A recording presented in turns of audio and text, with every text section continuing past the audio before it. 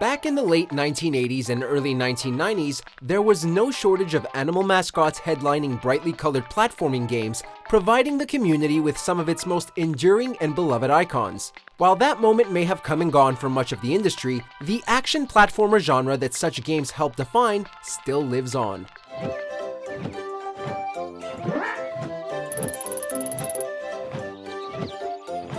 However, today we are faced with Monster Boy and the Cursed Kingdom, a rather pointed attempt at revitalizing specific design cues from that era.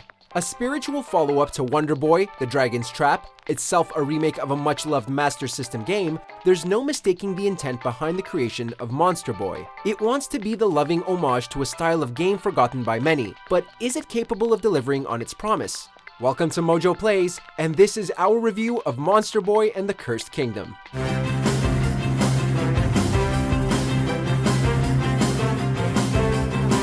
Before we begin, we publish new videos every day, so be sure to subscribe and ring the bell to get notified about our latest videos. Monster Boy opens in rather straightforward fashion. Our hero is an adventurous boy named Jin, whose quiet island-dwelling existence is shaken up after his uncle wreaks havoc on the realm. Specifically, Jin's uncle uses magic to transform various people into sentient animals, with Jin getting targeted soon after. However, rather than being tied to one particular animal, Jin gains the ability to shift between different animal forms with certain powers tied to each. From there, Jin's quest grows to resemble a standard fantasy adventure, complete with a handful of magical objects that will fix the big problem and a vaguely sinister character whose villainy is a surprise to all but the audience.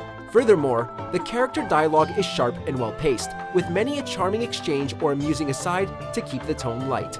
The action is both where Monster Boy is at its most obviously nostalgia-driven and where it's most strong, distinguishing itself as a rather compelling platformer with a balance of design new and old.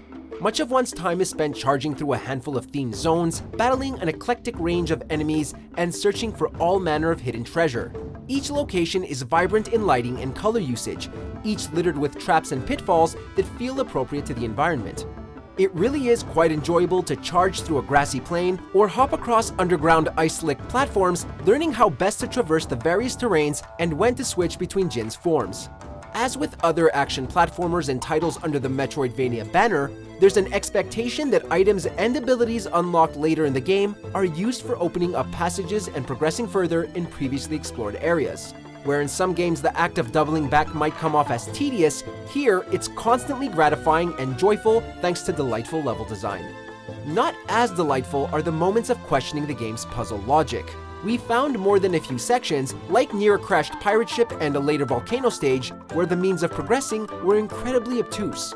Platforms hidden high above the player's line of sight, context-sensitive block movement puzzles, there's challenging the player, and then there's asking them to guess what the developer is thinking. Fortunately, those moments are usually followed by some rather clever boss battles. Each boss has their own unique means of targeting the player, and each demand careful usage of the latest animal form Jin has attained. The scale of these foes, the variety of battle stages and terrain, it all adds to the sense that each and every fight is rather special. Jin's animal forms aren't the only thing in his tool belt though. Monster Boy takes a few cues from role-playing game design. It features an inventory system and upgrade mechanic which requires spending stones that are found scattered in chests throughout the world. Jin can find not only new weapons and armor pieces, but also health upgrades that add to his heart meter. Additionally, finding an entire set of armor, of which there are several unique ones, and fully upgrading them grants Jin a certain bonus or additional power. As mentioned before, the zones and locales in Monster Boy are quite varied, and in more ways than one.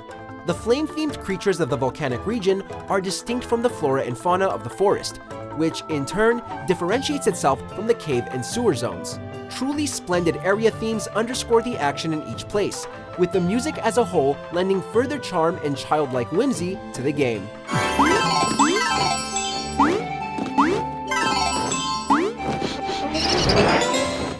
And that's the thing. Playing Monster Boy has this kind of joyous energy to it, harkening back to a time where kid-aimed platformers were not only a trend, but inspired and engrossed us. Every element and every facet are implemented here with a clear love for the material and for the genre. Infuriating puzzles aside, Monster Boy is nonetheless well worth the time to play and thoroughly fun to take in.